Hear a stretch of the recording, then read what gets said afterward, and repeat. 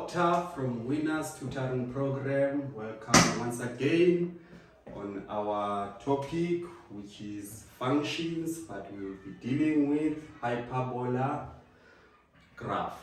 How to sketch a hyperbola graph and how to interpret any possible question that you're going to come across on the hyperbola graph.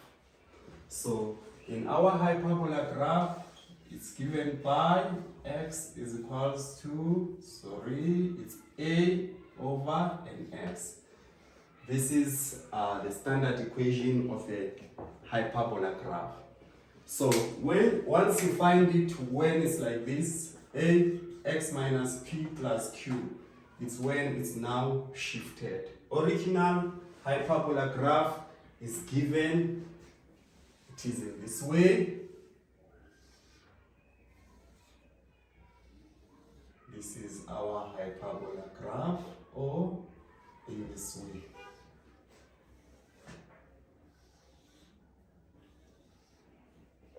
This is the graph.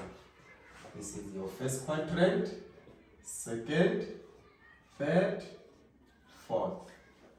First, second, third, and the fourth.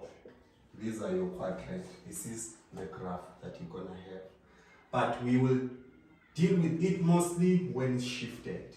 Shifted, the equation is going to be given in this format. A all over x minus p plus q. P represents a horizontal shift, how shifted to the left or to the right. Q represents a vertical shift, shifting it down or up. So you need to know about P and Q, they represent the shiftings. So it's very, very important. So in this situation, let's check the value of A. The value of A, or the sign of value of A, it tells you about the quadrant where you will find your graph. So if your A is greater than 0, meaning your A is positive, your graph, you will find it. This is the first quadrant, second quadrant, third quadrant, fourth quadrant. If your A is positive, your graph, you will find it on the first and the third quadrant. But if your A is less than 0, meaning your A is a negative, you will find your graph where it will be found on the third and the fourth quadrant. So you need to know that. Very, very important at the beginning to know that. So do you realize that our quadrants are formed by what we call asymptotes? In this situation, our quadrant are these ones, but you realize as we move on, when we are now indicating the shifting, which will also be interpreted as the asymptotes. Now, so what happens is that our quadrants are no longer going to be what we are now or what we are used to. So let's just have a look on this example. Maybe we can use it as a sketching part. But before we go even to the sketching part, I want us to understand that P and Q, these are your asymptotes. Asymptotes. Remember, we dealt with asymptotes under the exponential graph. So in this situation, our asymptotes will be P and Q. So the P is representing the x asymptote. This one will represent the y asymptote. X asymptote is also called the vertical asymptote. I'll tell you why do they call it a vertical asymptote. The vertical asymptote, this one is called a horizontal asymptote. It's very, very important for you to know that, because it's not always that they will say write the asymptotes. They can specify and say write the vertical one. If you don't know that the vertical one represents the x you'll find out now that you are writing the vertical as the y. No. So you need to know that. It's very, very important. So I'll just give an example of one of the graphs so that we can sketch it in order for us to be able to explain so that we can have a better understanding of P and Q and A. So let's just have a look on one of the examples.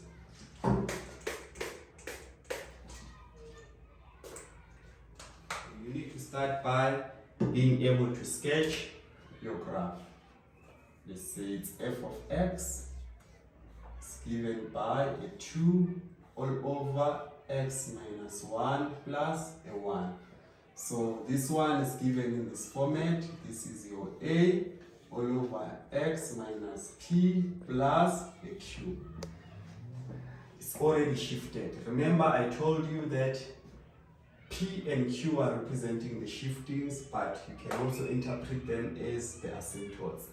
So now we want us to sketch the graph. Sketching the graph, we must first find the x-intercept. We let y become 0. Wherever I see f of x, which is the same as y, I put a 0. It's a 2, x minus 1 plus a 1. Transpose the 1, you're going to get a negative 1. This one is a 2, x minus 1. This one is an all over 1, cross multiply this by this, you're going to get a 2. This by this negative will affect negative x. This one is going to be plus 1. Take this one to the other side, you're going to get a 1, because it's going to be 2 minus 1. Then this one a negative x, divide both sides, your x will end up becoming a negative 1. So in coordinate form, it's going to be negative 1 and 0.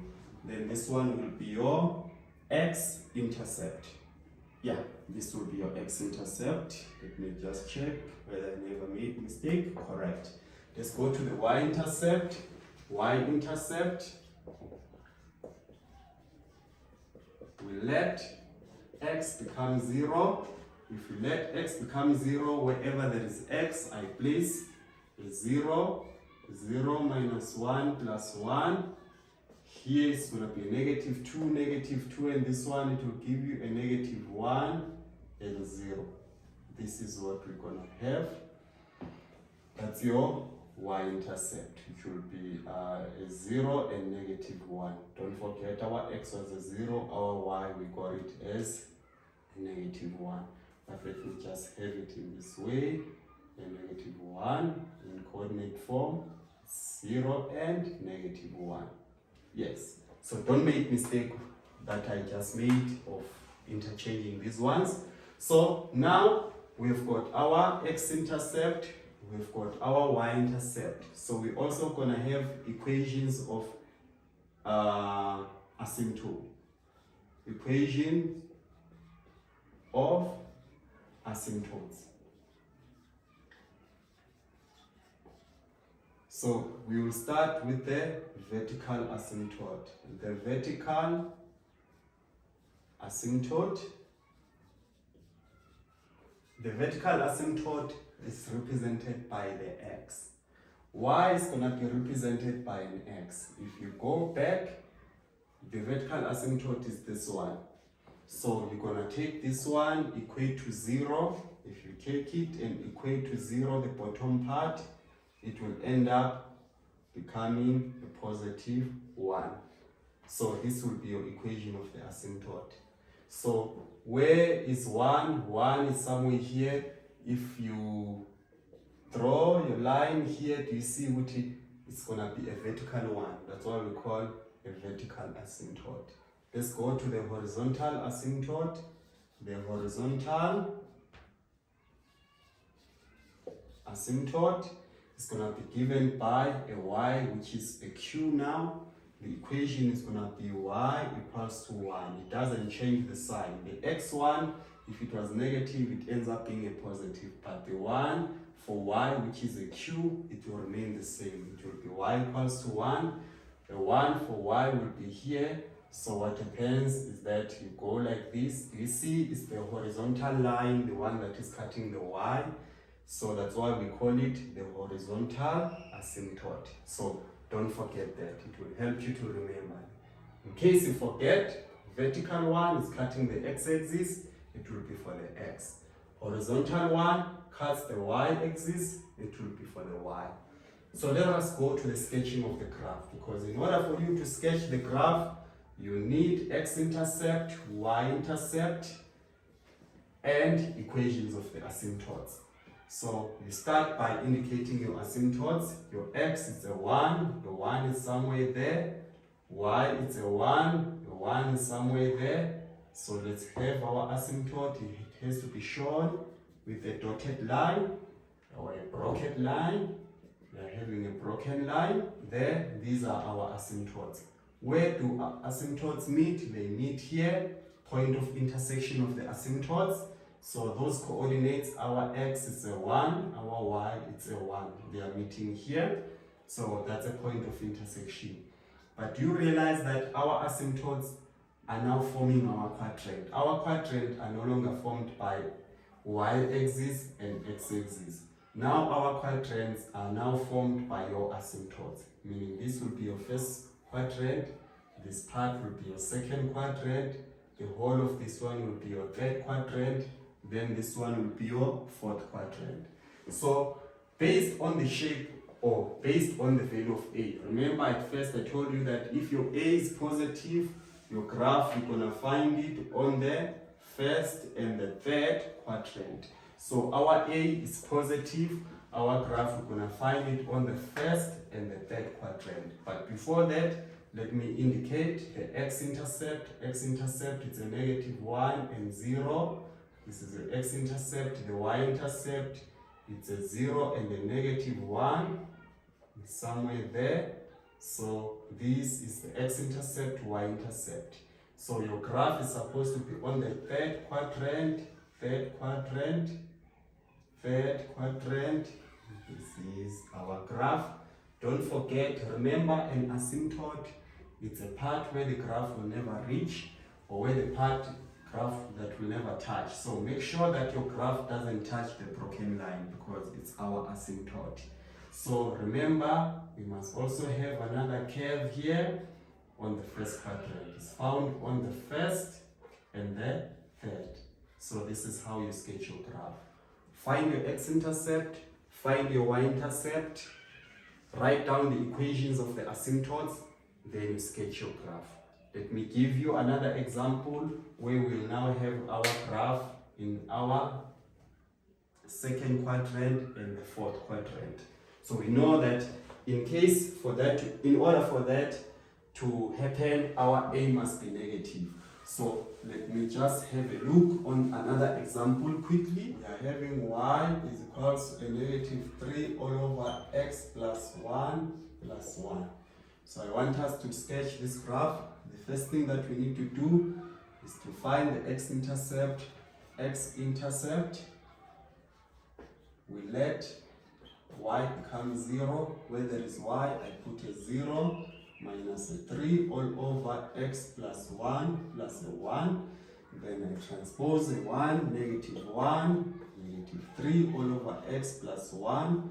Here we've got all over a 1, this by this. This negative is going to affect, it will end up being negative. This one will end up being negative. Then this one remains the same. Take this one to the other side, we're going to have a -2 minus this one, our x, divide both sides by -1, we're going to have a 2. In coordinate form, it's going to be 2, our y, it's a 0. This is what we're going to have. Then let's go to our y-intercept. Y-intercept, we let x become 0. Wherever I see x, I put a 0. Y equals a -3 all over a 0 plus 1 plus 1. Y equals to this one divided by 1 ends up a -3 plus 1. Your y will be a -2. In coordinate form, our x is a 0, y is a -2. This is what we're going to have.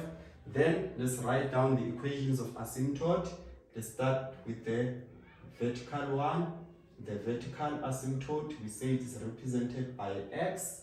So the vertical asymptote, take the bottom part, equate to 0, then you transpose. Your answer will end up becoming a -1. That's your vertical asymptote, or the equation of the asymptote.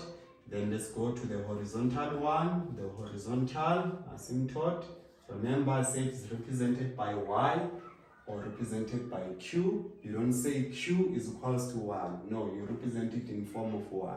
So it's gonna be y equals to a 1.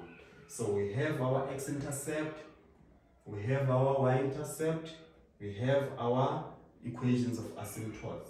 Let's sketch our graph. Sketching the graph, we must first indicate our asymptotes. Asymptotes, we've got the vertical one, it's a -1, a -1 for the x, it's somewhere there. Remember, use a broken line. Then the vertical or the horizontal one, it's a 1, which is for the y. It goes like this, use it, indicate it by using a broken line.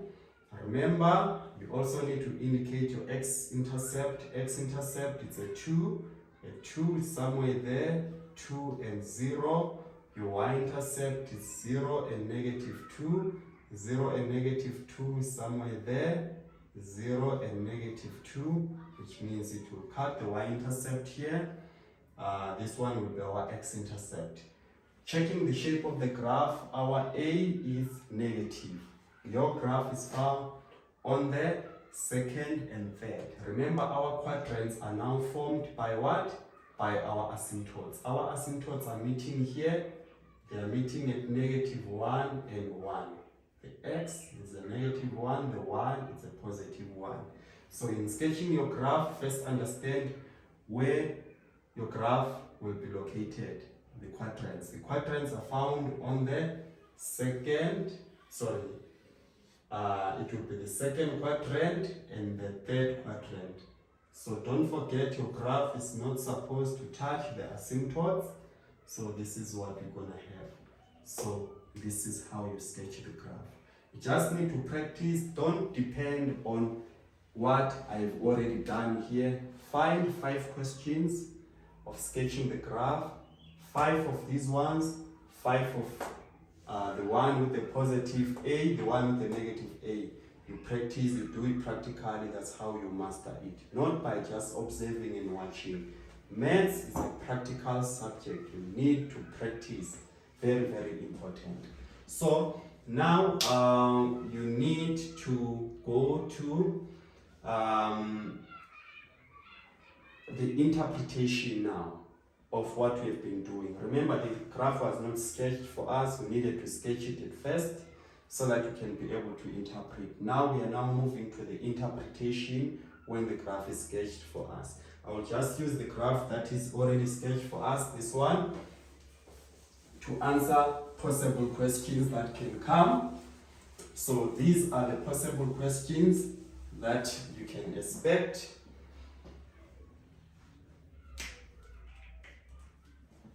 They can ask you to find domain,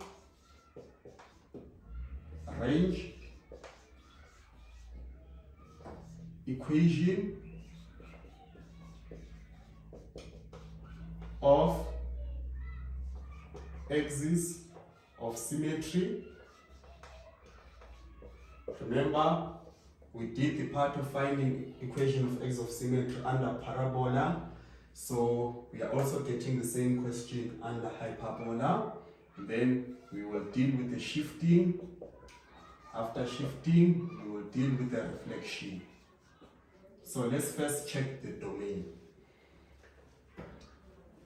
To get the domain of our graph, domain, we did deal with this part under the parabolic graph. The domain, we say these are x values where the graph exists or where the graph is found. So the domain, because it's the x values, you need to check it horizontally. Do you see our graph? It does exist. You need to check the vertical asymptote. Check this other side. Do you see your graph exist this side of the asymptote everywhere? Never check. Don't be confused on whether you find it here. No. Now when you're now checking it up and down, it has to deal with the range. So now you're still dealing with the domain. Your graph, you find it on this other part of the asymptote. Do you find your graph on this other side? Yes. Do you see that your graph exists after the asymptote and this other side of the asymptote? So if that is the case, remember, but there is a part where the graph can never be found, which is this part, is the asymptote. So how are you going to write your answer? You're going to say x element of real numbers, which means our graph is found everywhere. Will it be correct by leaving it in this way? No, you need to continue. There is another condition. Why? Because it's not all the x values where the graph is found. On the asymptote, your graph does not exist. It doesn't touch. It will just go near the asymptote. Here also, it will just curve just next to the asymptote. So you need to indicate it that your graph is not existing on the asymptote. Which one is our asymptote? This is the x asymptote, meaning you don't find it on this x asymptote. So that's how you write the domain. X element of real numbers, but x can never be equals to -1. Let us move to range. The range of the graph. When it comes to the range, it's the y values where the graph exists. Do you find your graph after this asymptote, this horizontal asymptote? Yes, your graph does exist. Do you find your graph at the bottom of the asymptote? Yes, here is our graph at the bottom of this asymptote, meaning it exists everywhere going up, everywhere going down. But there is a part where the graph will never reach. Do you see what it was approaching up? Then when it came to this part, it has to bend. Why? Because it's not supposed to touch. Here it was coming all the way up. When it arrived to the asymptote, it had to bend because it's not supposed to touch the asymptote. So if that is the case, our answer is going to be y element of real numbers, meaning your graph is found everywhere, but where your y cannot be equals to a 1, meaning your graph, you doesn't find it here on the asymptote, meaning it's not equals to the asymptote. Meaning in order for you to write domain and range, you need to know your asymptotes.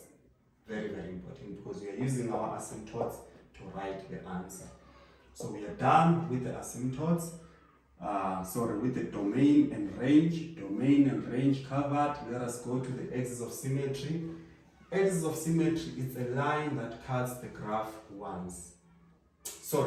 Axis of symmetry is a line that divides the graph into two equal parts, because the line that cuts the graph once is a tangent. So it divides the graph into two equal parts. So where can we divide this graph into two equal parts? Remember, we dealt with it on the parabola. Parabola, we said we need to cut it here on the x of the turning point. Here, you need to cut it here, where the asymptotes meet. So here, we're gonna have this equation of axis of symmetry, this one. Don't confuse it with the one that will pass at the point of origin. Remember, the one that passes at the point of origin, that is y equals to x.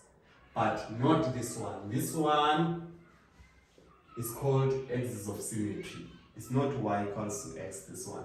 So in this situation, we don't only have this one. There is another one. It goes in this way. So there are two possible equations that you're gonna get. The one with the negative gradient and the one with the positive gradient. So the question will specify sometimes and say, let's assume, find equation of axis of symmetry where m is greater than 0, which means, remember, m represents the gradient, which means where gradient is positive. And those equations here, we know that it will be this one, the one with the positive gradient. So if it's specified or if it did not specify, which means whether you wrote the equation of this one or the one with the negative gradient, both of them are acceptable. But if they specify this way, is specifically looking for this one. So in this situation, we know that the equation of axis of symmetry, it's a straight line, and the gradient, if it's greater than 0, it will always be a positive 1. Here there will be a 1, x plus c, if it's positive. But the one with the negative gradient, here it will be a negative 1, the gradient. So it will always be positive 1 or negative 1. So, but here, m greater than 0, positive 1. So remember, for our equation to be complete, we must have x and y as unknown. But we are having c as unknown, which means you need to check where your axis of symmetry is passing. You need any other point where the axis of symmetry is passing. The only point that you have in this situation, it will always be point of intersection of the asymptotes, where asymptotes meet. It's not always that they will write these coordinates for you. They might write them here and here, so they don't write them here for you. You need to know that you are the one who's supposed to place them there for yourself, which is a negative 1 and a 1. Those are your asymptotes. Yes. So substitute that point because that's where your graph is passing, or that line of axis of symmetry is passing. So substitute your y is a 1, your x is a negative 1 plus c. If you transpose, your c will end up becoming a 2. So your axis of symmetry will be x plus a 2, and it does make sense that it passes on 2 because it's just above 1. So this will be the axis of symmetry. But if they asked about the one with the negative gradient, our equation, remember I told you the gradient will be negative 1. So we are looking for c, which means now we are looking for the one with the negative gradient. This one, you substitute your any point on that axis of symmetry, which is this point of intersection. Your y is a 1, your x is a what? It's a negative 1 plus a c. This by this gives you a positive 1. This one a 1 plus c. If you transpose, you're gonna get your y as 0. Yes, you're gonna get your y as a 0, which means this one, our answer is gonna be y. Sorry, you're gonna get your c as a 0. This is your c. If you transpose, you're gonna get your c as a 0. So our equation is gonna be a negative x plus your c, it's a 0. So c, remember, it's your y-intercept, which means this one is gonna pass here at the point of origin. So if it's passing at the point of origin, its c will be a 0. So here it's passing at the point of origin. That will be the one with the negative gradient. So if they never specified, which means you can do this one or this one. But if they specify that they want the positive gradient or negative gradient, you need to also be specific in your answer. So that is very, very important. Let us quickly move to the shifting. So in terms of the shifting, let me erase this part quickly. We go to the shifting. Remember, we dealt with the shifting when we were dealing with parabola. Still the same concept. We're still going to deal with the shifting when we are dealing with exponential graph. Same concept. So the shifting, let's assume that they said this graph, our graph was given by f of x is equals to a negative 3 all over x plus 1, if I'm not mistaken. So in this situation, they want a new equation after shifting f, let's say 2 units to the right. Shifting it to the right or to the left, it affects the x values. Shifting it to the left or right. So x values are affected, you're gonna write x. But to the right, you find x being positive. You do the opposite. The opposite is negative. So you're gonna write negative. The value that is shifted with is a 2. Then you take this one and substitute it where there is x, because x is the one that is affected. So your new equation will be this way. Substitute where there is x, x minus 2, then there is a plus 1, then there is a 1 there. If you simplify this, it's going to be a negative 3 all over this one is going to be an x, this one and this one will be a negative 1 plus a 1. So do you see that our asymptote, it changes. If the graph shifts, the asymptote will change. So our asymptote now, do you realize now that our asymptote will be x is equals to 1? Let us check. Our asymptote was a negative 1. If it shifted 2 units to the right, it will be moved from negative 1 to 0, from 0 to 1. It will move to this part now, our asymptote, because it has shifted how many? 2 units to the right. If the graph shifts, also the asymptote will shift. Also this point for the x will shift. From 2, it will now be on 4. So that's how it works basically. Then let us check the shifting to the left. Let's assume it shifted 1 unit now to the left. To the left. Shifting to the left, it affects the x values. To the left, we find the negative sign. You do the opposite. The opposite is positive. Then you write the value that it shifted with. Then you substitute this thing where there is x. If I substitute this where there is x, I'm going to get a negative 3 all over x plus 1. Then there is a plus 1, a plus 1. Here it's a negative 3 all over, what are we going to get? Plus a 2, plus a 2. So basically, this is what you're going to get in shifting it horizontally to the right or to the left. So now I want us to move to the shifting vertical. But remember, you must not forget to drink water. You must always be hydrated. Very important.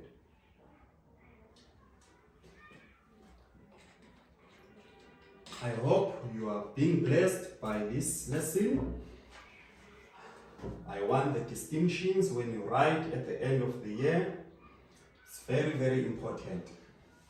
So let us move to the shifting vertically. So now remember our equation is a negative 3 all over x plus 1 plus 1. What if now we shifted this graph 2 units up? Shifted 2 units up. Shifting it up or down affects the y values. What do you find? The sign up, you find positive, you do the opposite. The opposite is negative, then you write the shifted value. Wherever there is y, I'll substitute this. So let me substitute this. The reason why I'm substituting where there is y, because y values are the ones that are affected by shifting up and down. So minus a 2 equals to a negative 3, x plus 1 plus 1. If you transpose this value, it will end up becoming x plus 1. This 2, when it comes aside, it will be positive 2 plus 1, which will give you a 3. This will be your new equation. Quickly, now let's shift it down. 3 units down. 3 units downwards. What is affected? These are y values. I write y. Then down I find a negative sign. I do the opposite. The opposite of negative is positive. Then write the shifted value. Wherever there is y, I'll substitute this part. So it's going to be y plus a 3 equals to a negative 3 all over x plus a 1 plus a 1. Then if I transpose, this 1 will end up becoming a negative 3 all over x plus 1. This 3 is now going to be a negative 1 minus a 3, which gives you a negative 2. So basically, this is how you deal with shifting. So if you are looking for the new equation after shifting a graph for this number of units, this is how you do it in order for you to arrive to the answer. So you'll never go wrong if you follow that method. So now I want us to move to the reflection part. How you reflect the graph in order, or we are looking for a new equation after reflecting the graph. So now, remember, they want a new equation when we reflect graph F across, maybe the first one across the x-axis. So you need to know what will be your new equation. So remember, our equation of the graph was y equals to -3 all over x plus 1 plus 1. Reflecting it across the x-axis is flipping it in this way. Remember, the x-axis is this line. It's flipping it this way or this way. That's how you reflect it. So do you see how my hand is moving up and down? So that thing tells you that y values are the ones that are affected. So how is y values affected? So don't confuse it with the shifting. This is the reflection. We did not shift the graph, we just flipped it. Flipping it up or down, still gonna be the same. So because y values are affected, wherever there is y, you place a negative. If I place a negative where there is y, in that way, but you know our equations, we are looking for the new equation. Y must be subject of the formula, meaning y must be positive. So if you know, in order for y to be positive, I divide by -1, by -1, by a -1. This part will end up becoming, remember this one is the whole term, this one. So we are dividing the whole term by a -1. This 3 will end up becoming a positive all over x plus a 1. Or this negative will cancel this negative, let me see. So this one divided by this one, we're gonna get a -1. Do you realize the difference between this new graph and this original one? Our A has changed the sign. So which means reflecting it in that way, which means it will make this graph to change the quadrants. Do you realize that? Because A being a positive, it means it's now on the first and the third. So you need to know that. You can just play around it. Let's just have a look and see whether in terms of the graph, how will the shape be? In terms of the shape of the graph, let's just check how the shape of graph is gonna be. The shape of the graph, or the quadrants, let me say so. The quadrants, let's just have a look. I don't know whether it will be visible to you. So this is our graph that we had. So here we had a 2, here we had a -2. Yeah, this is the point of intersection of our asymptotes. So now we want to reflect it across the x-axis. Reflecting it across the x-axis, it's flipping it in this way. Do you see that our quadrants are now found, or our graph is now found on the first and the third, which tells us that we did it correctly, and our A is supposed to change the sign because it's now on the first and the third. Our A is supposed to be positive. So that's how it happens. So the most important thing is not really the shape. It's for you to know how the equation will be. So another way, you can flip it in this way. You can flip it. Remember, I flipped it in this way. Another person can choose to flip it in this way. The shape is still gonna be exactly the same. Flipping it up that way or flipping it down in this way is still gonna get the same shape. But it's now gonna be on the first and the third quadrant. So that's how you get a new equation after reflecting it across the x-axis. So now I want us to reflect it across the y-axis now. We want a new equation after reflecting it across the y-axis. Our equation was a -3 all over x plus 1 plus 1. Reflecting it across the y-axis is reflecting it, this is our y-axis, is reflecting it in this way. Do you see how my hand is moving to the left and right, meaning x values are affected. If x values are affected, wherever there is x, I place a negative. the C, wherever there is X, I place a negative because X values are affected. On the previous one, I placed a negative on Y because Y was the one that was affected. So I've placed a negative where there was X. But you don't leave it in that way. You need to simplify further. Simplifying further is by factoring out this negative at the bottom. If you factor out a negative at the bottom, you're gonna end up getting, factoring out, X will be positive, 1 will be negative.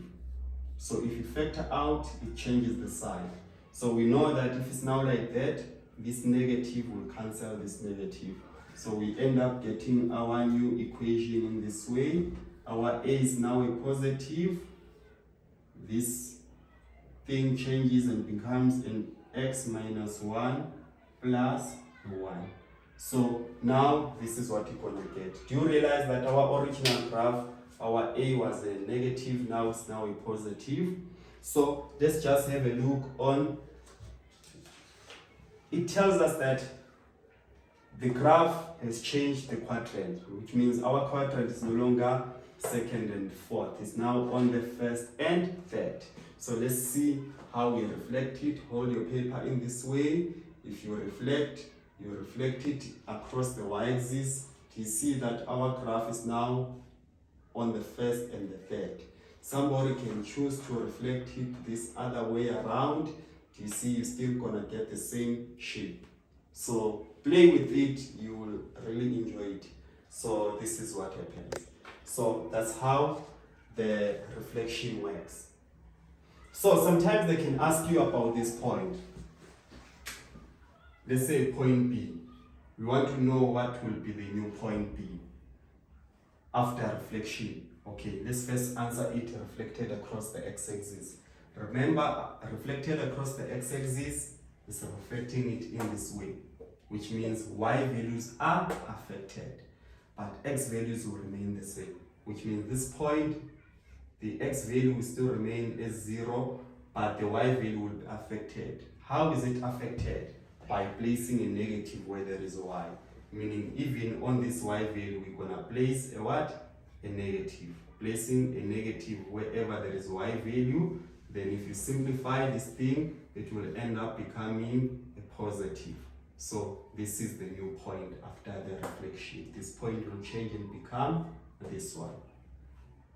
So you need to know that. But this one, because it's 2 and 0, it will still remain the same because x values are not affected. So it will still remain the same.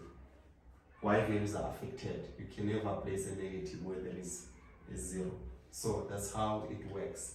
So that's how reflection works in terms of this concept. So we are done with the possible questions that can be asked. So you need to know this. You can just go to the first graph that we drew. This one is the second one that we sketched. Go to the one that we sketched at first. Try to apply these questions on that graph. If you face a challenge, you can comment there at the bottom. Ask, we will help you if you are facing challenge with any question that you are having a problem with. So now I want us to move to finding the equation of the graph. Finding the equation of the graph, because they can give you this graph already sketched for you, then they want you to find the equation of a sketched graph. So you need to know how do you go about in finding the equation of a sketched graph. All right, now we are now moving to finding the equation of a sketched graph. Here is our graph. We are having a 2:6. Say we are having something like this. Here we are having a 2:6. Then this is what we have. This is what we have. The y-axis, the x-axis. Here, let's assume it's 5/2 and 0. This is what we are having. Then we are having a 2:6. Then this is what we have. This is what we have. The y-axis, the x-axis. Here, let's assume it's 5/2 and 0. This is what we are having. 5/2 and 0. This is what we have. These are our asymptotes.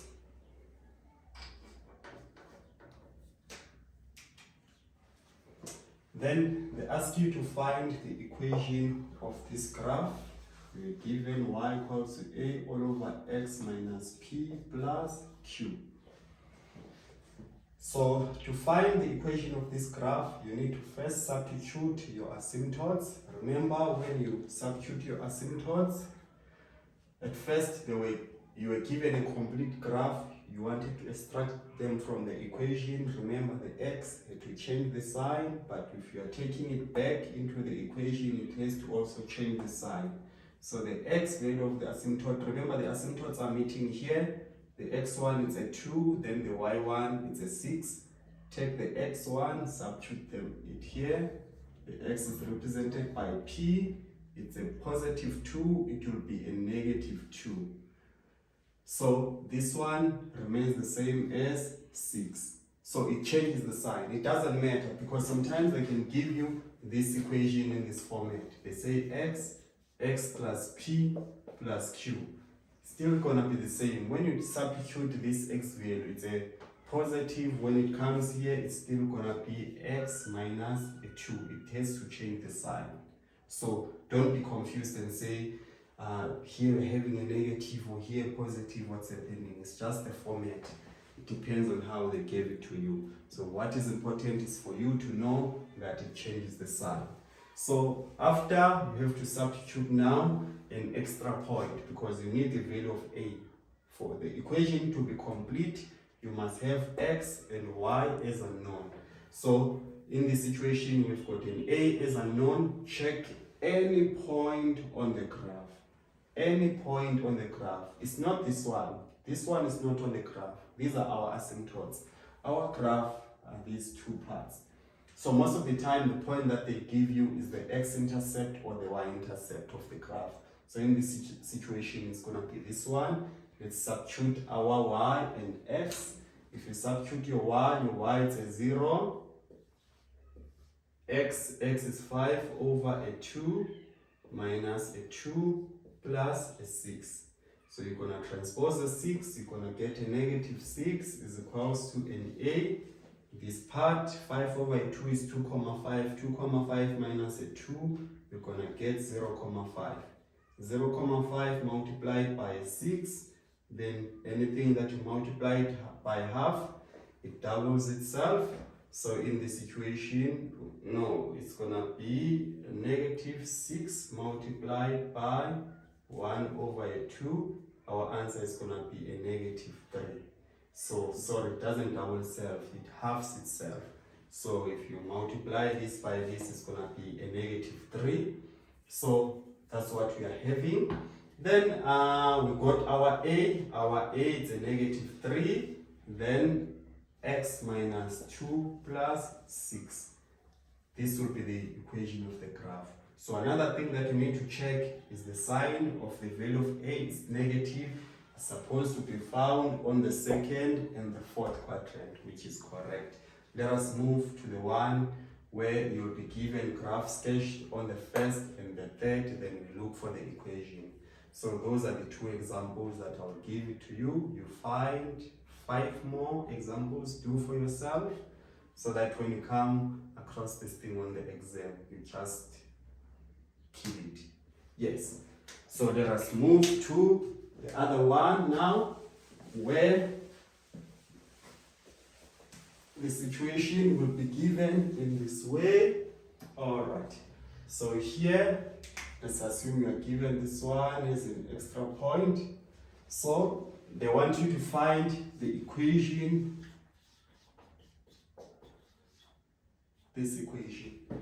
So to find the equations, first substitute your asymptotes. These are our asymptotes. They meet here. This is y-axis. This one is x-axis.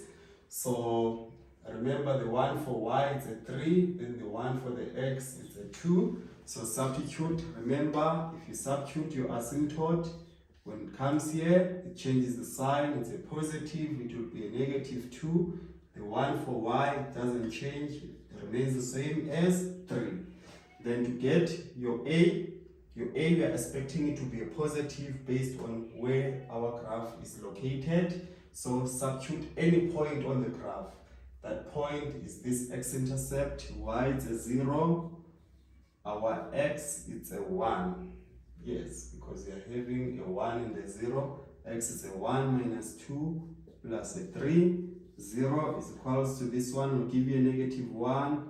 This one divided by a negative 1, it will be a negative a plus a 3. If you transpose this one, did I do it properly? Let me see. We substituted your asymptote as a 2, then you substituted your y as a 3, then you substituted your intercepts. Y is a 1, y is a 0, x is a 1. Then you divided, sorry, you had to transpose, right? So if you transpose this 3, it's going to be a negative 3 is equals to negative a. Divide both sides by a negative 1, your a will end up becoming a positive 3. So basically this is what you're going to have. So check your quadrants, then it does make sense for the a to be positive. So our new equation is going to be given by a 3 all over x minus a 2 plus a 3. This will be your equation of the graph. So that's how you go about in terms of finding the equation. So sometimes they can give your graph in this way. Then they say write down the value of p and q.